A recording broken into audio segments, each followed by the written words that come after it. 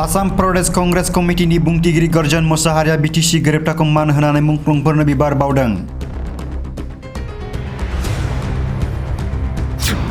BAC BTC आरो BTR मोनफ्रोमबो गोरोबथाया बर' हारिनि थैजों लोब्बा गोनां। बिटिसि बिटिआर मोनथामबो एकर्डआ बर' हारिनि सेन्टिमेन्टजों लोब्बा गोनां आरो बर' हारिनि थैजों लोब्बा गोनां। बिएसि बिटिसि आरो बिटिआरखौ ज' फालिनाया आरो मुंख्लंफोरखौ सिबिनाया मोजां जागोन। मोनफ्रोमबो बड'लेण्डनि एकर्ड सान बिएसिनिफ्राय स्टार्ट खालामनानै बिटिसि आरो बिटिआरखौ जोङो ज' फालिनाया आरो मुंख्लंफोरखौ सिबिनाया मोजां जागोन होननानै।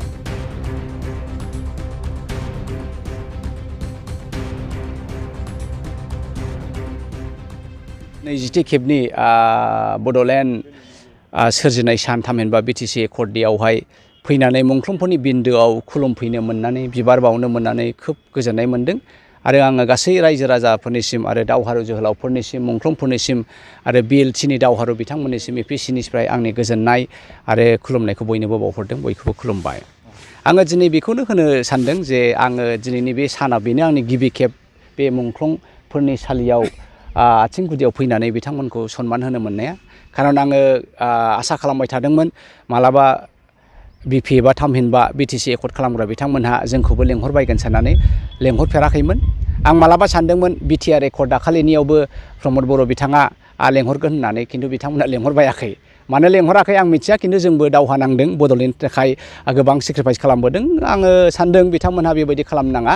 आं दिनै बेखौल' होननो सानदों मा बिटिसि मा बिटिआर बिएसिखौबो जोङो फालिनांगोन। खारन बिएसि बिटिसि बिटिआर मोनथामबो एकर्डआ बर' हारिनि सेन्टिमेन्टजों लोब्बा गोनां आरो बर' हारिनि थैजों लोब्बा गोनां। बेखायनो साफ्रोमबो बर'हानो मोनफ्रोमबो बिटिआर बड'लेण्डनि एकर्ड सानाव बिबार बावनो मोननायनि आरो ज' दोलै नोगोरै डिस्पाइट अफ द डिफारेन्सेस अफ पलिटिकेल पार्टि जोङो बे सानखौ सारा आसाम, सारा इण्डिया, सारा मुलुगावनो खुलुमनो गोनां आरो फालिनो गोनां।